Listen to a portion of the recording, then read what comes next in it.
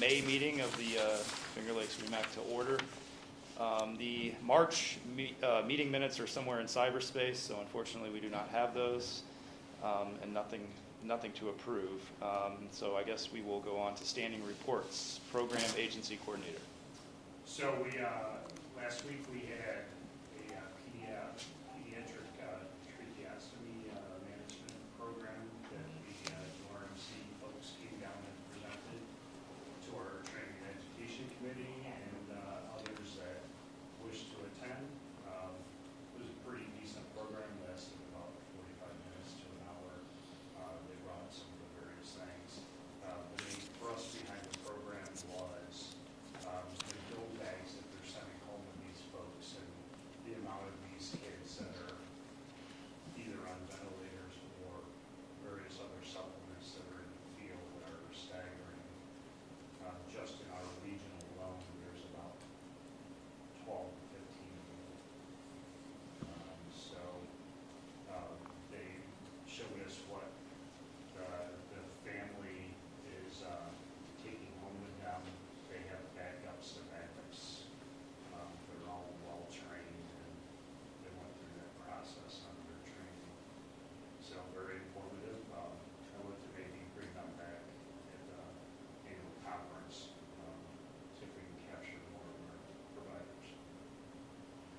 We'll be starting the conference planning for next year in February. We'll be starting that tonight. So if any physicians or any providers have lectures, if they, or subject matter that we may want to consider, please let me know. You should be doing that. Other than that, the office has been very busy. We're down Leanne, who is our office manager, and so I've been picking up much of that slack. Up all the numbers and stuff. John, so my understanding from Strong was that when there are patients in the region that are engaged with the ventilators, they're going to then notify the specific agency or the region? Well, it sounds like right now that they will be notifying me, and then I will notify both the 911 center and the service in which the individual resides. All they give me is a zip code, so they don't give me an actual street address, CAD system for obvious reasons. But most agencies, like we know that we have one right on the Ontario County, East County line that's event dependent and has been transported many times. So I mean, the services know generally where these folks are. I mean, my experience, the family is so ingrained in this training that they usually are well versed in. And many of them actually have an on-site private nurse as well. Got it. Thank you. FLCC Administrator Program Director. Where's Donna? There she is. We're winding down finishing classes. We've been doing practicals the last 2 weeks. We have another one this Saturday. But we finished up with 19 original paramedics that tested out a week and a half ago. We have 4 refreshers that came back to the National Registry as well. We completed about a dozen CFRs. We put through approximately 50 EMT students and 5 AEMT students. Should be hopefully all finishing by the end of the month.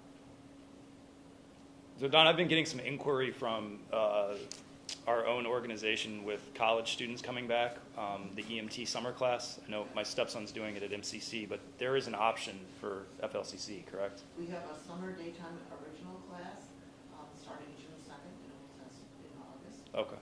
It's 2 days a week, 8 hours each day. You get all the hours and there's a refresher for that. Is that contingent on enrollment? Yes. Okay. Any college course is contingent on enrollment. Yeah, but is there a number? 8 is needed? Yeah, we're at that threshold right now. Okay. So our class will definitely go. Got it. Anything else? Thank you. So myself, we attended attended the CMAC meeting. There were some highlights. Protocol updates were presented by Dr. Daly. I think we'll get that a little bit later under new business in regard to some training and education. There was significant amount of conversation around the pediatric pandemic triage protocol. A lot of wordsmithing, a lot of discussion on vital signs.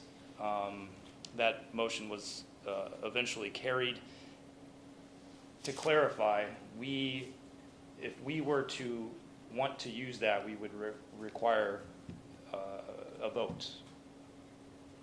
Yeah, my understanding, and Brian can correct me if I'm wrong, is the pandemic triage protocols are in the event of stress in the system, you can enact them for a specific time frame. I think it's 30 days. 30 days. In which time it has to be reevaluated and reaffirmed by the REMAC to extend that. Is that correct, Brian? That is my understanding also, yes. Central New York has been a train wreck. Yeah. They have, even before the pandemic, Central New York had off-road issues in their hospitals where it was taking it at some points greater than an hour to get, well, the pandemic's only made it worse, and then through staffing issues at the various hospitals, and so, yeah, there's still, as many of you know, on emails that we get for diversions, are on a rotating diversion, almost nonstop. Yeah, and just to put the conversation into context with Dr. Cooper's presentation from the EMSC committee, I would say just short of an hour of discussion was involved around how you would word vital signs, being outside or within, Well, you should have been on the committee that wrote the thing. That was horrible. even more than an hour. Yeah. I love Art Cooper to death, but man, that guy can talk. So not to belabor that, but I think that the final document was something that at least the majority of people agreed upon.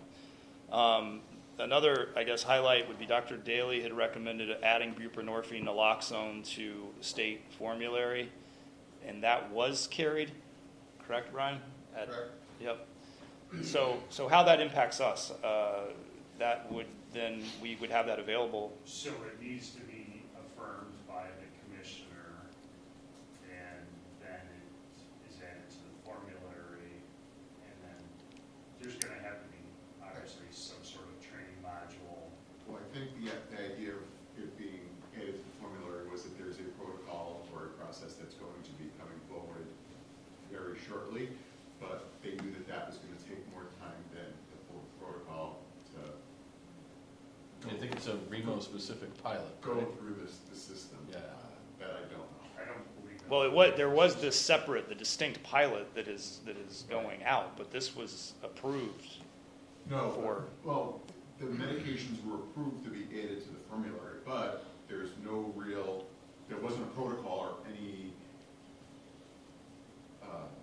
There's no protocol that has it in the. So it's in the formulary, but there's no protocol that Right. contains to it. use it in the protocol. Got it. correct. It's Yeah, they kind of put the cart before the horse. Yeah. It's Okay. an open All right. Oh, well, we can use this new protocol because we already have the drug in the formula. Got it, okay. And then another highlight, there's continued discussion around a job description for a state medical director. Brian, any movement there? I'm not qualified, no. No, not that I've heard. Okay. And I'm actually trying to figure out if I can find it at the actual having the next state meetings. Okay. I didn't have many other highlights. Anybody else that attended the meeting? Anything I'm missing? Okay. RSI, RSA committee. So not really much this time around. We're going to be meeting probably in the next month or two to tidy up some things, tidy up our QA process, tidy up our training, and tidying up our documentation standards. I'll probably send out that email either today or tomorrow. The only other thing I have is, I think it's for new business, so. Thanks, Mike. Advanced Practice Committee and BLS Committee, there's no reports. New York State Bureau of EMS. Other than what I already talked about, I really don't have anything. I was going to try and figure out if I can get a hold of Al and see if they've actually decided on when the next state meetings are going to be. But other than that, happy EMS week, everyone, and that's it. Okay, thank you. Mercy Flight. We will be co-hosting a virtual education session with FLREMSC and the Pediatric Trauma Center on whole blood resuscitation for pre-hospital trauma patients. That's been circulated out, but if not, it's on our Facebook site.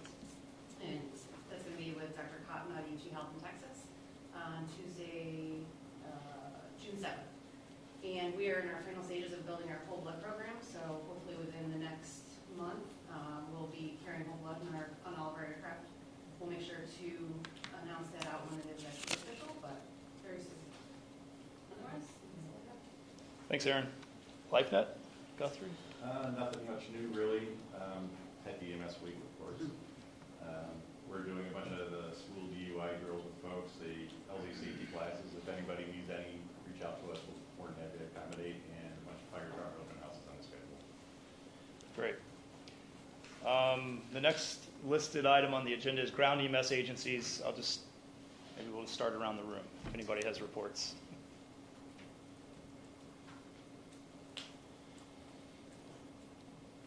Canada Ambulance is going to be having an open house for their brand new building that's going to be open. That date is what? The 24th of this month at 10:30. Black and Blue Catering. About that, but there will be some food, of Okay. course. Chili. There you go. 10:30. That's right. Great, thanks. Anybody else? Much. Dr. Osborne Thompson. Not much to report. We continue to be challenged by high ED volumes and worse yet, high inpatient census. So it's difficult going, but we're all in the same situation. Thank I'd you. like to also thank Dr. Osborne and the folks at Thompson Health for the EMS week. They did breakfast for us yesterday and did a presentation on Hasten, some of the new stuff that's coming out and we're starting to get into. Pacing? Transvenous pacing. Yeah. Went over to transvenous pacing. Yeah. And there was also a good lecture about resiliency, right? All the challenge. Absolutely. I don't see anybody from, actually. Yeah, that's All right, nice. yeah. Sorry. Yeah, I'm Mike Bowen. So I'm Clifton and Newark. Well, one thing is we're going to put on an EMS conference in September. It's kind of more through Connie Bernetti, who's at RGH. But that should be good, and we'll definitely send more details when we have it. Also at RGH, but I'd really like to have we have a lot of medics doing our nursing stuff because we're so short on nursing, and that's actually been really good both ways. More specifically, working on something for where people in any of these hospitals come in just for a G-tube replacement, where, I don't know how you guys feel about this, but if the medic just brings the patient in, the doc, if they're okay with that, just switching or just replacing the G-tube, the same crew taking them out, because a lot of times these patients come in, they're in the hallway, the G-tube is replaced, and they wait for 24 hours for, there's not a lot of rigs, or you guys are all short-staffed, right? This is I don't know if anybody has any logistical, is this Al? silly thing to It's crazy. spearhead? Honestly, it's a Yeah. day by day. We are triaging everything. The biggest problem I'm going to see with that, if it's a busy day, Yeah. we got to get them out for emergency calls, because some of these people, we transport 30, 40 miles. Right. So taking them out takes us out of service for a long time. Okay. Um, So waiting and then like another, Yeah, it really like a depends whole on, other ride. yeah. and- Okay. it depends. It really does for us. The other thing is that that would work good for commercial agencies, but Okay. for non-commercial agencies, they typically do not do return transfers, and they won't do return transfers. Okay. So you could, so if you, they bring a So it's like patient, policy thing. yep, so Okay. if a patient like that, and you say you have to bring them back, they won't do Internal it. policy, Yeah. for your department, you make that up, Mhm. right? Okay. Yeah, and I think these are all things that we're trying to figure out and work on, Sure. because it may make sense for them to take it back if they're going that way. So it could be something just like the triage nurse or provider being like, oh, is this possible for you guys? And if so, they just call the doc or other provider up there and just, I think it would be time dependent too, correct? Correct. yeah. I think from the ER perspective, the quicker you get to them, the more likely it is that that can happen. You know, Well, that's what I'm saying, yeah, sometimes the triage nurse just needs to let you know, because then you stumble upon them and the crew is left, so. Anyways, So it has to No be a different than a medically, return transfer. from the billing side too, it has to be a medically necessary return home, not just, oh, this person has a G tube and they put that and take it back. I see. Payers aren't gonna pay for that if it's not a medically necessary transfer. But I fill out some form, And you'd be surprised. like for that same patient, I fill out some form that like they can't walk, they need to wear a nursing home. That's it, yeah. That's medically necessary, right? Correct. Okay, all right. We're having a lot of issues with those because there's such a shortage of transporting these patients home. They could take a wheelchair van that's not accessible, so Yeah. a lot of people are signing that they're non-ambulatory. And then our crew gets their patient walked a stretcher, Okay. and now we're getting audited on those, and Okay. we don't get paid, so Okay. Yeah, the guy that does the audits and sits in the room. what an asshole. That minutes. How big's that target? And I think It's huge. the other issue, just speaking from the Wayne County EMS system, we should obviously find Europe the most. The first thing is we have a paramedic black card response system. Often those black cards will go right back in service, and we'll split the crew in half, and the crew will return to their base. Because we make help crews a lot of the time, so you lose an ambulance. The second thing I would say is that we're a paramedic first response agency, we're not a paramedic transfer back to home agency. Sure. And we're not an interfacility transport agency. We've actually been pretty good drawing the line at that we are a first response agency, and that's what our state mandate is. So we have no way of returning these people back home. I think the final thing is that it's not simply putting a G-tube in and turning them over, like keeping them on the gurney and turning them around. It's having them come in, getting them triage, getting vital signs, having nursing staff see them, have the G-tube put in, have it confirmed in some way, do the paperwork, confirm, so there's a lot of other steps that each 5-10 minutes is keeping an EMS resource out of service, and sometimes in Wayne County, that may be the only EMS response. So my question is, how do we justify waiting in a hallway on a check x-ray or a piece of paperwork or a printer to be rebooted when we've got a cardiac arrest 15 minutes down the road that we would be in service on? So I think we're resource limited. The reason it takes 24 hours, I don't think it takes 24 hours to get them out of the hallway, but the reason it takes that long to get them back is because the EMS services are prioritizing the EMS calls and call coverage. Sure. It's not just the calls, but it's having the resource available to cover the calls when we get them. And then when they're getting an additional resource that they can dedicate to transport back home, they're then saying, okay, you can have that resource once our primary mission is covered. Cool. Yeah, that's it. Thanks. And finally, I'm not sure that it would be well supported by some of the agencies would, some of the agencies wouldn't, and some of the agencies would. I mean, I'm not speaking for all, but there's certain commercial agencies that it's a significant source of income for them to. They've done negotiations, they've got billing in place, they've got other things in place, that it's income to their agency that they budget on, and there may be a lot of kind of internal squabbling about, well, our agency doesn't want to do it, our agency does, and ultimately we'll end up as combat at 3 o'clock in the morning in the hallway where some fire department wants to go back in service, and we've got some nurse asking for someone to be transported home. Looks like Geneva and Soldiers is next on the list. I don't have much else other than what has been echoed. You know, the volumes are back up, acuity's up. We continue to have some constraint with specialty transports, both because of receiving facility, bed issues, as well as sometimes when we do secure a location, there's extended travel time, and securing a transport unit to do those transfers can be challenging, as we all know. So that's about all I have. There is one thing I wanted to bring up, and Brian, you and I had the conversation recently. We had discussed this a few years ago with, I believe, Donna, your agency, and then this has come back up, that a patient requests transport. What is the verbiage in the in EMS law? And when we went back and found that the verbiage is that you should honor that request, but clearly if I request to go to Cleveland, that's not a reasonable request.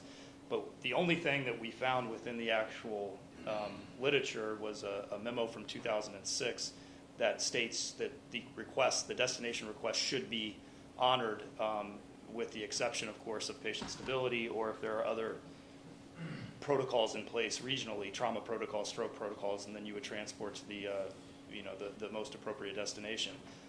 The other way that you could, I guess, get out of that is that having your own, an agency's own internal policy or protocol stating that you will not go out of a service area.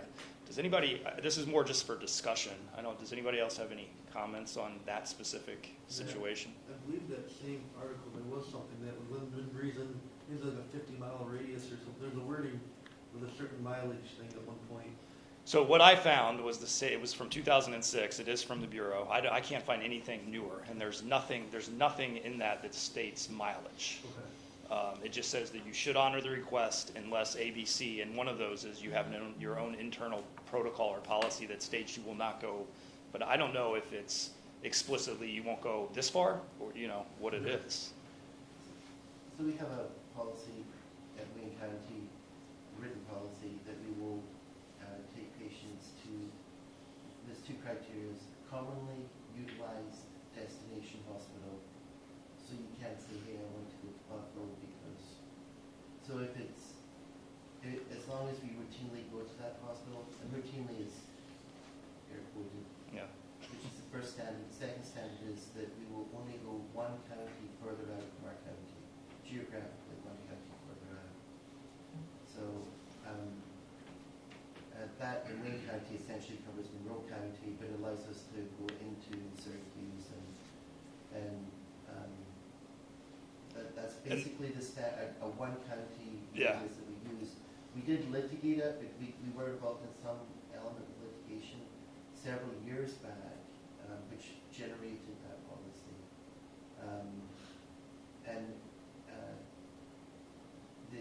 I think the wording was you would consider patient requests and try and facilitate them to the best of your agency ability. I mean, this might be naive, but shouldn't it be the medic's decision that the patients doesn't have unless they're a doctor or something like that, they don't have the medical knowledge of I need this level of care, this hospital provides this service and whatever. So I feel like it shouldn't really be their The precipitating event for our county was we were asked to do an ambulance transfer or a scene response that wanted to go to a hospital that resulted in a 2 hours 14-minute transport time, right. which took a resource out of the area of 5 Right. So we said at that point, we're a county, we'll go to the next county. Right, After right. that, we're done. Within that area, I think there was 13 different destination hospitals, including 2 trauma centers, 5 stroke centers. People had plenty of choice. Right. And the patients get the choice, but the medics have the ability, if it's a trauma, to say, Yep. well, you need to go to Thompson, or if it's a STEMI, you can't go to Thompson, you need Or to go stability. here. Right, or Yeah. stability. Well, at the end of the day, from the business standpoint too, if, depending on what the patient's payer is, they could go to hospital X, Y, Z. But if the closest hospital is capable of handling that patient. Right. They're only gonna reimburse the mileage to that closest facility. Oh, really? Yeah. So your government managed payers, Medicare, Medicaid, are only gonna pay for the closest most appropriate hospital. Which is roughly 70% of the average call volume. Yep. Right, and it's more, I mean, STEMI, trauma, et cetera, are very important, but it's more than that too, right? Like sometimes you get a patient at Newark, let's say, and we don't have dialysis there, right? And if they need dialysis at any point in their hospital stay, then the hospitalist is often like, well, just transfer them out. And then that's another call for you guys, et cetera. And obviously it's difficult within like 3 minutes of seeing the patient for a medic to be like, this is exactly what they're gonna need. But, you know, not just be like, your choice. I can tell you, we tend to try that if we know, Yeah. for the most part, if we know they are needed, say they get it 3 days a week, they had it yesterday, due for it tomorrow. Right. If whatever they're complaining of, they're probably gonna be in the hospital overnight. Yeah. We'll try to take them to a hospital that has dialysis. Right. Sometimes you just can't. Sometimes we can, Yeah. unfortunately, they'll go, no, I'm going to this hospital because it's close to home and that's the end of it. Can you just say like, sorry, I'm the medical professional here. like, you're gonna Unfortunately, go we where we- can't. No. Well, no, but what Okay. we instruct the medics to do is contact their medical control. Yeah. And provide a lead-in conversation to the medical control to get a guided answer back. Even then, sometimes it doesn't work. I don't know how many people you've talked to on the phone before, said, they've just been like, nope. If it's a further hospital that has less resources, I'll absolutely say no. But the other kind of catch term in any policy should be continuity of care. So that if someone says, hey, I get dialysis, the first question on their mind should be, oh, who's your nephrologist? And then you go, oh yeah, he's at Strong Hospital. Sure. Okay, you're going Strong, you know, so Well, there's that's- a way of guided communication, which I'm not sure we do that really good in EMS. But with newer medics moving up, I'm not sure how much, and stress levels, it's often, you know, where do you want to go? Okay, we're going there, versus kind of trying to guide that stuff. Sure. More, which. Well, like, oh, your post-op day 2, where'd you get your surgery? We're gonna take you there, you know? But the question of whether a patient may request, has a right to request a transporting destination, I think from an agency perspective, so long as there's a protocol, then that requirement is satisfied. Correct, Brian? Correct. Okay. What, Matt, what we're seeing on the other end of this is there's a lot of, from what we're just recently looking at, are patients being taken to a facility based on the medic saying, oh, we won't take you to this place, but we'll take you here. They get transported, and then we get called for the transport to take them where they need to go.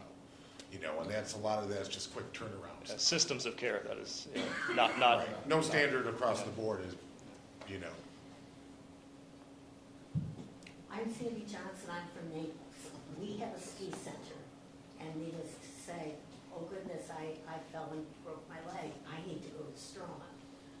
We have a policy within our organization that says we take you to the closest appropriate hospital.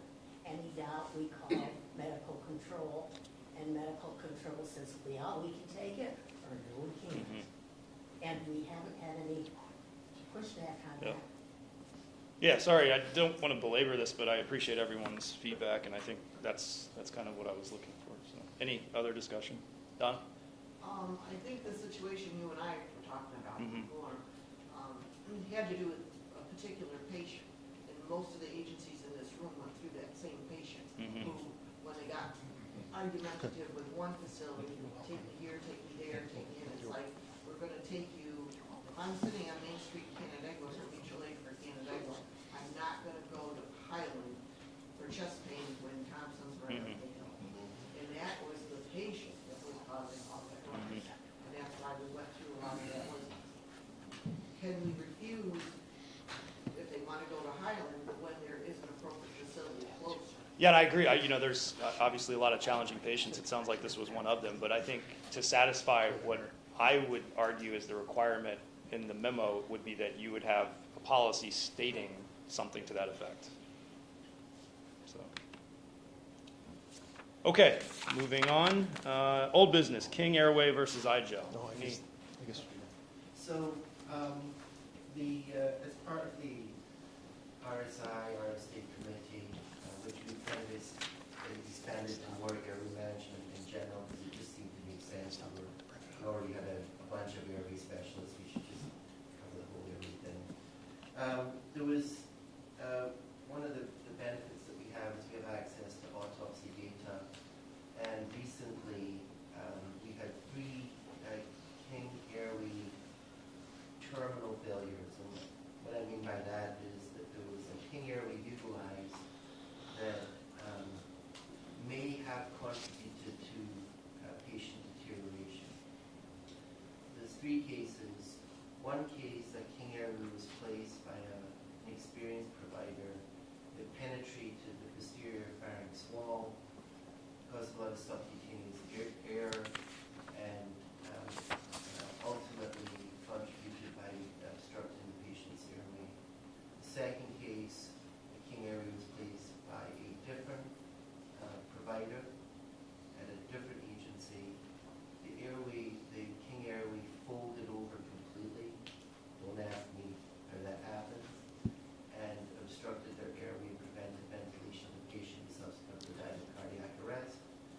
And the final case that they came up after we reviewed the 2 cases, it was a 3rd case, where once again the King airway was found to be folded in the esophagus and obstructing, applying pressure to the airway and obstructing the airway. So what that did is that then precipitated both a literature search and also a discussion.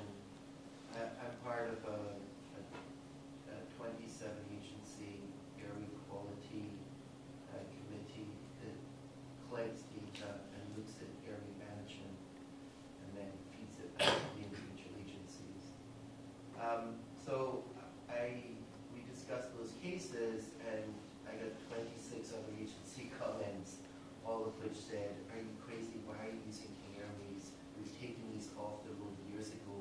You guys are miles behind. Get them off." So I felt pretty small at that point. I felt like 27 out of 27. Then precipitated a literature search and some discussion with some other area experts. Overwhelmingly, the feeling was that the King airway is not the best supraglottic airway, and the complication rate as published in the data is actually significantly higher than other supraglottic airway devices. So different providers, different agencies, different patients. A case series of 3 locally, all confirmed with autopsy, backed up by a multi-agency, multi-system best practice quality system. We then looked at cost alternatives for agencies for supraglottic airways. Dr. David Upham, who was here, was a strong advocate of the iGel airway. That's a comparable airway with a much safer safety profile. It's actually comparable cost. It's actually slightly cheaper than the supraglottic airway. So at REMAC, we have never advocated for a specific product. We've always said we want a group of products, and as long as it's supported by EMS, you guys can choose what you want. We've never said you have to use a certain collar, a certain backboard, a certain defib machine. We've always said as long as it's approved for EMS, we can do it. But and that really should still be the case, because I don't want product managers coming every REMAC for 2 hours to show us the latest gear. But in this case, it was felt that the airway committee needed to make an advisory that we would like to convert into a REMAC advisory to go out to all the agencies. And I'm going to read what we want the REMAC advisory to say, and then it would have to be discussed and voted on. So this is a committee motion, so it doesn't require a second. But the advisory would read, based on current evidence, the REMAC is advising all agencies to stop using the King supraglottic airway. Acceptable alternatives such as the iGel supraglottic airway that demonstrate a safer safety profile with comparable agency costs. So it's a nice, simple thing that basically says we are advising agencies transition to the iGel. We're not mandating, we're advising based on quality feedback. So that motion would be to essentially advise to transition to iGel or other supraglottic airways. Discussion. Can you put some information on the cases that were reviewed, and was the state notified about these issues? Because that's a reportable incident, correct, Brian? So Sure. we certainly, I mean, it was part of it, it came through our quality process, so we can certainly provide the state. If you actually look at the King Airway literature, it's a recognized complication listed at, and they actually look at a complication rate of their airway usage. But it is, it's kind of like, it's like a drug side effect that's already listed. So, it's within that safety profile and it's already been documented. We can certainly do it, and I mean, I would prefer to advise the state of our quality findings and recommendations to the state, which the state may then want to take that case series as a quality unit and then bring it to whatever committees they want to potentially look at making this a more statewide quality recommendation. But it is within the safety profile of the King Airway. So I think from the SEMSCO level, I think there's already a recognition of that, albeit indirectly. There's a pilot project currently waiting, Brian, the commissioners. Dr. Murphy pilot project. Yeah, it's currently awaiting the commissioner's approval. I thought it received It had to have the stuff that we did at the last meeting sent back up to get her approval again. She had some questions, needs clarification. But they are doing a supraglottic airway pilot project through Dr. Murphy for supraglottic airways, and the only supraglottic airway that they're allowing to be utilized for that is the iGel. And one of the very nice portions of CMAC was her slide deck on education for an iGel. So Yes. if we want to steal that, I would recommend it. The transition, we've always ever said it's a supraglottic airway. We've never actually labeled it. Dr. David strongly advocated years ago for the iGel when it first came out. There is published data that shows a higher complication rate with King versus other supraglottics. So I think. Further discussion? If I recall, the price point's rather similar. It's actually $2 cheaper. Yeah. Cheaper with a longer shelf life. Cheaper, longer shelf life, Yeah. and same training. It doesn't require any additional training. Yeah. Because the supraglottic, all you have to be done is trained at the agency level. I think Jason did our training at Wayne County. We transitioned at Wayne County MS in time to complete iGel. So it was an easy change for us. It was a 10-minute thing, and actually completely supported by the medics when we saw the cases. And we had discussed at the last Advanced Airway Committee, trying to find some, randomized control trials, but that's obviously very difficult to do with these. So I think a lot of it's retrospective data. I don't know if it would help us, maybe it's certainly my impression of the literature review is it's definitely non-inferior, with regard to complication rates. So. The only thing I know with the iGel is we want to put out the OG tube training more proactively, because I believe the iGel's recommendation is that the OG tube has to be placed where it's worked properly. And it has the hole for the OG tube to go. It does have the OG tube, but we actually still, you did the original protocol for the OGs way back when. Right. In the training. So, OGs are previous protocol said. It's not essential in cardiac arrest that OG goes down. And the wording and the packaging is it can be used with or without.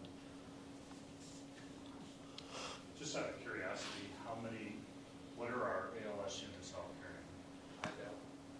We're transitioning. And I don't think Dr. Surratt's Transitioning recommendation. to or from. Two.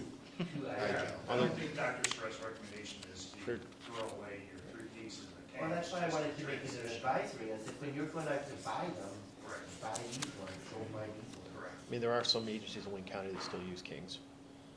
I know Ontario does. Well, and my feeling is that these agencies, they don't know what they don't know, right? That's So kind of why I wanted to see if you guys could include something literature-wise, because these people are going to get an advisory piece of paper, and, it'd be nice to be if they were. Maybe not the case studies specifically, but maybe the reference documentation, we can attach that. So with that, I guess, addendum, it's a committee motion, so we should do a roll call vote. Yeah, so keep in mind, it's just the physicians that Yep. are voting. Yep. Okay. So Dr. Glick, I vote for it. Dr. Syret, Yes. Dr. Cullen's not here, Dr. Montesano, Yes, I approve. Dr. Osborne. Aye. And then you get Dr. Taylor. Yep, Yeah. he's not on this list. Dr. Taylor? Yes. Okay. And I am also a yes. So the motion carries for the advisory that the REMAC recommends iGel supraglottic airways. Thank you, Jamie. New business, AMT guidance. I May I? received this from, oh, yep. Old business, we talked about response times at the REMAC last meeting. Is that gonna be, is that just died, or are we gonna continue figuring that out? I didn't see it on the agenda. John? I don't recall it else, I'll have to go back and look at it. Okay. Can we get that back on for next meeting? Sure. Thanks. Thank you. So new business, AMT guidance. There was a advisory dated April 14th from Albany, the REMO, with the collaborative protocol updates and a YouTube video on some education. And I think after some of us spoke, our recommendation would be not to duplicate education, but maybe to perhaps utilize the education that they provided. Yeah, so what this is over the course of the last couple of years, they found that some of the CMAC actions for updating or modifying a few of the protocols had not been pushed out because they were sitting and waiting for commissioner's approval. And then they finally were able to secure commissioner approval, so they just blasted out all the changes and didn't tell anybody and so forth. So REMO actually, the Albany area, FLREMSC and REMAC just put out a little training guidance. Essentially, it's a YouTube presentation highlighting the changes. There's 2 new medications added to the formulary, and then we'll just have our providers do an attestation that they completed such training, as long as the docs are okay with that. Any discussion? Motion or just one? Is that a requirement for What's that? the remote training, any of the? Well, I mean, protocols I would, required, or is it? I would think so. Yeah, I would think that they would have to perform the attestation and watch the video. Because these are 2 new drugs that, at least the 2 that I saw, that, EMS has never traditionally used. Is that attestation when CMY? Yes. Any other discussion? I would just do a REMAC, a motion, just so it's. Sure. So I would consider a motion.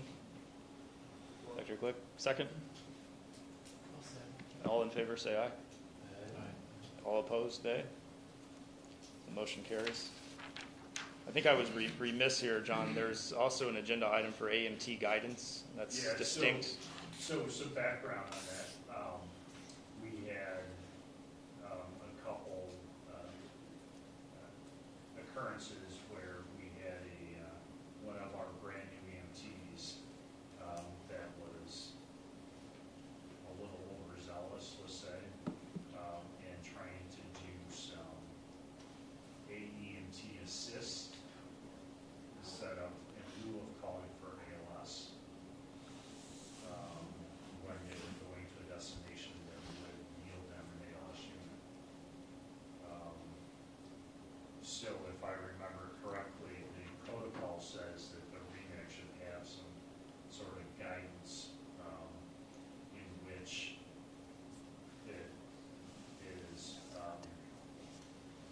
gives them some framework that they have to work within, meaning, at one point we had discussed and we had established that if they are considering AEMT type skills, that they should also be trying to secure an ALS unit in the back. And I'm not sure where that ever died.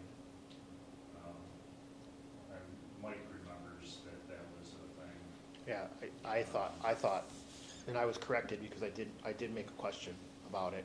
I thought that it said that AMT had to either meet up on, you could do your advanced skills, but you either had to meet up with another ALS unit or go to the hospital if that's the closest appropriate ALS unit. And I was told that's not the case anymore, but I cannot find any documentation that says that. So would this be a specific QA issue or more of Well, a it's not, regional?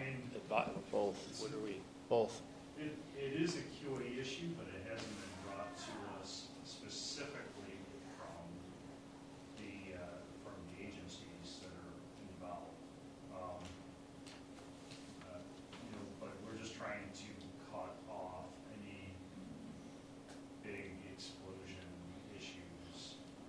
Isn't that already in our protocols? That's what I'm looking for. The protocol says that there should be a regional policy addressing this, if I remember my conversation with Mr. Lee.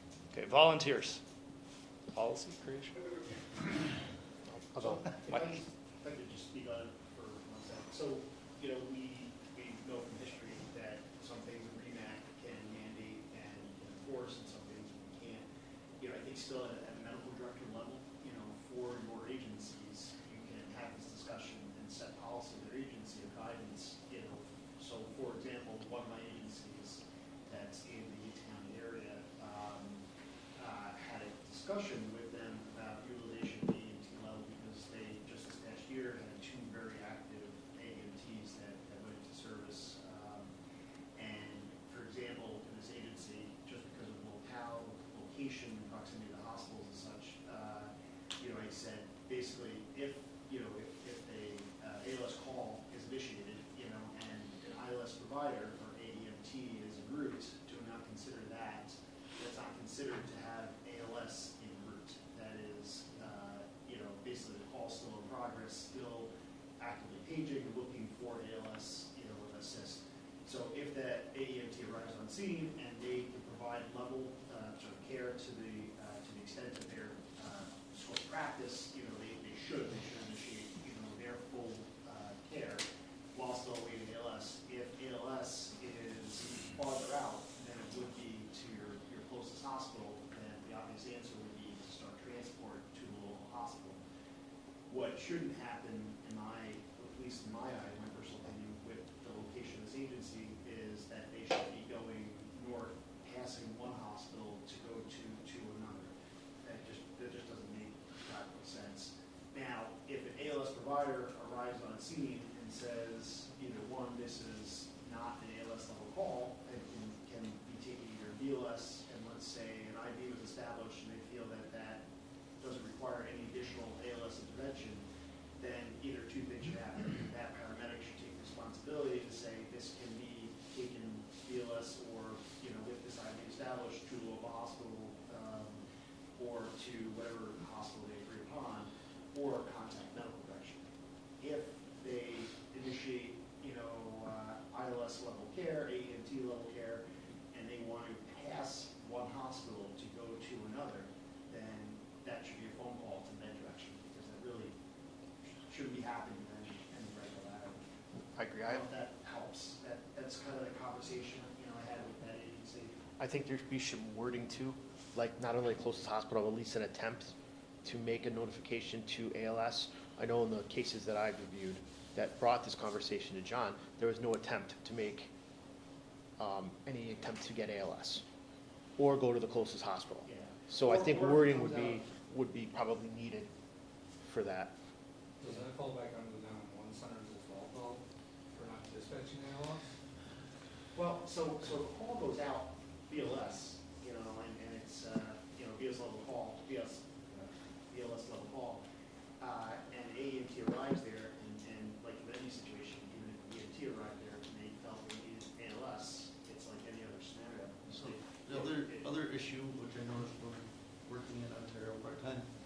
is some AMTs on the status board that one county uses Yeah.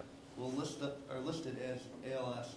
So when the county sees an ambulance listed available, it shows up as ALS unit. Correct.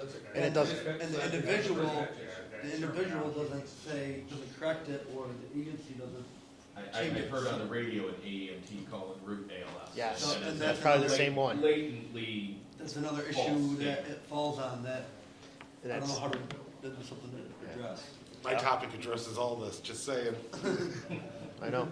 Plays a factor into all this, because there needs to be standards across the board. So the first thing that I would say is that there's several like parts that medical directors may not be aware of when they have someone walk through the door and say that they want to do ILS level care or EEMT. The first thing is every agency is meant to have a quality assurance plan that needs to include that level specifically, signed off by the medical director, and I believe it's meant to be submitted as well. I think we're meant to have every agency's QA policies on file, so if they have someone come in, they have to have a QA process, which is the first thing. The second thing is they have to have affirmative medical director sign off that they can practice that level. I know that at my agencies, we've just removed the AEMT level of care because it becomes so awkward at a dispatch level from a system standpoint. Now, we do have AEMTs that practice, that can be given specific provider privileges by the medical director, but we do not recognize AEMT as a dispatch level of care. So all our ILS level care are dispatched as ALS, and they're dealt with by the 911 center. Dispatched as BLS, and they're dealt with as a BLS provider. So it's almost like secret ILS care. But what you said was my understanding of how the system's meant to work, which is it provides a slightly expanded scope of practice, but it's still essentially regarded as BLS level care. They still have to find ALS, they still have to go, like if a BLS provider would go to the closest hospital, an ILS provider should be going to the closest hospital as well. Yeah.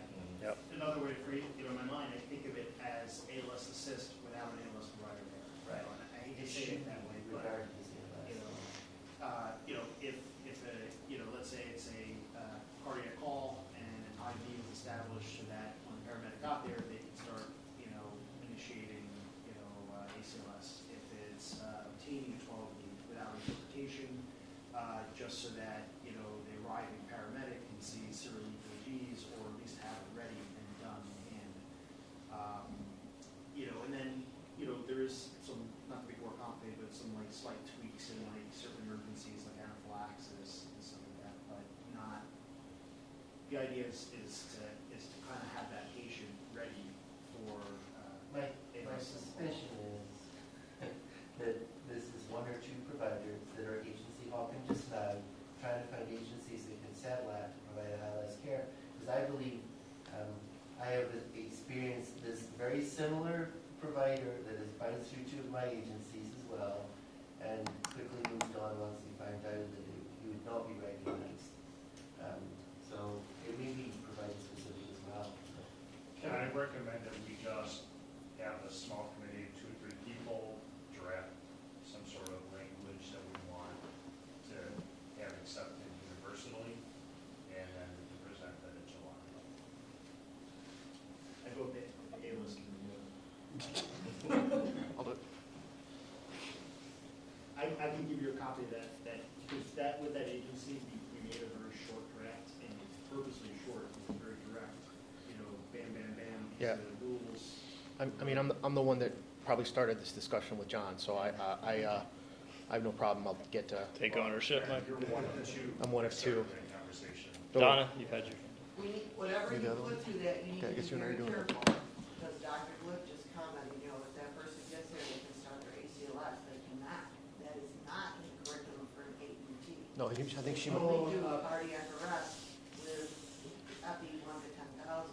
Because this same person, and a couple of other ones that we just got graduated from the class, came and said, we need to pay out an ACLS class. I said, no, you don't. Because it makes you too handy to want to use those drugs. You have no right to use them under your guidance. You can only do what you can do according to the state. And I'm not teaching you ACLS or PALS, because you will abuse it. Yeah, it wasn't saying anything. No, but I just want, so that as when these guys start, whatever their ALS committee's gonna be, that is not in the curriculum to teach them PALS or ACLS to be able, because they get too handy with the drugs, they just do. They think, well, I was taught it, so I should be able to use it. It's not like the ALS committee. Yes. Yep.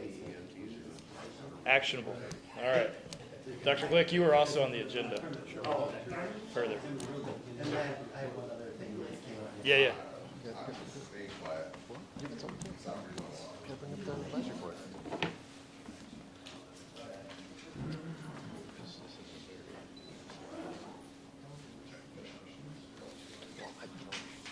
I'll hold it, but like, mine's at one point, paramedic wants, but.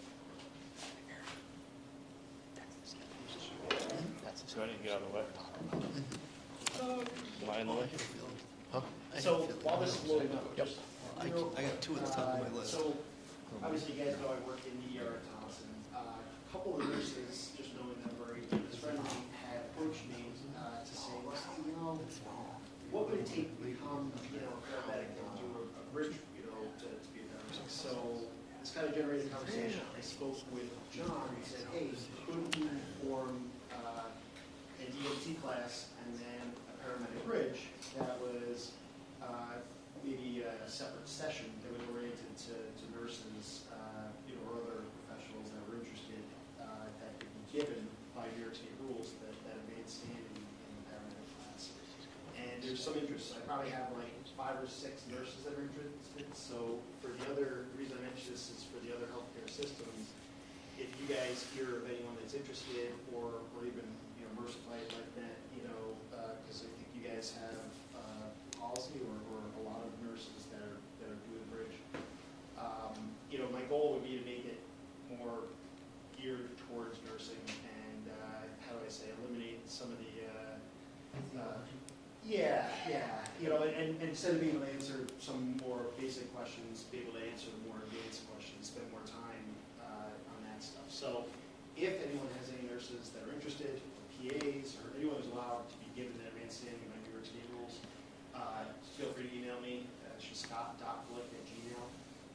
Or if you send an email to John, I'll forward it to me. But I just kind of, this level, just want like an interest level. And then I can send an email out to everybody and say, you know, what would work. So, What, did we have a bridge program? Yeah. yeah, We but do. for right now, you know, it's on an individual basis, you know, and I think the way it is, you have to go, you sit through the EMT, then you register into a refresher, you attend certain core sessions, and then you, Want to cut that down? Or well, you know, I guess more for the EMT basic class, to be able to have it just versus so that you can hold that class, cut out maybe some of the more basic, you know, PowerPoints, and be able to answer some more detailed questions, you know, and I know the hours are the hours, you can't get out of the Can't hours. get out of the overtime. Yeah, but at least you'll be, nurses may feel more comfortable around nurses, you know, and The other part that goes with that is there has been a state policy for many years on advanced standing, and EMT is not anything that allows advanced standing. well, that's what I was saying, the original, they would have to sit through complete this, but the you can try to get a waiver on You can do- clinical time, in the ER and things yeah, like that. yeah, it's a work in progress, you know, but the idea would be that you sit in similar company. Surprisingly enough, too, at the EMT level, there was no requirement Yeah. that Correct. they see a patient ever. Yeah. So- I would say that there is benefit There's to the nurses requirement doing for more it. time. That's- Yeah, but you can do it with simulation. You don't have to be in the field. You have to have 10 patient, a minimum of 10 patient contacts. Regionally, that's not a state mandate. If you look at the new stuff that's out, there's 10 patient contacts. Which could be done by simulation. All right, well, I don't want to derail too much. Well, you know, something we could work on, if anyone generates interest among any other healthcare systems, organizations, you know, feel free to email me. I think a lot of the conversation was generated coming out of, you know, coming out of the pandemic, being in a pandemic. Would you be able to do that remotely? whatever, I'm open to whatever we're allowed to do. Much I want to. Okay. Probably Also, practical sessions, so hybrid would be a possibility.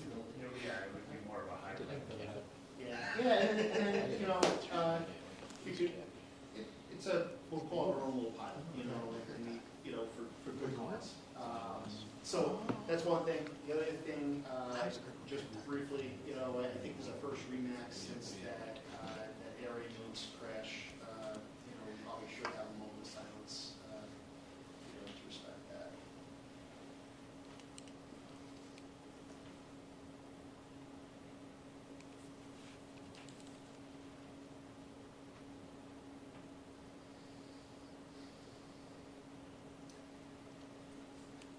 Our attention to safety, you know, I think is paramount. You know, we take for granted, even on the ground level, you know, with EMS, that when you do the same thing over and over again, you do get this sense of safety.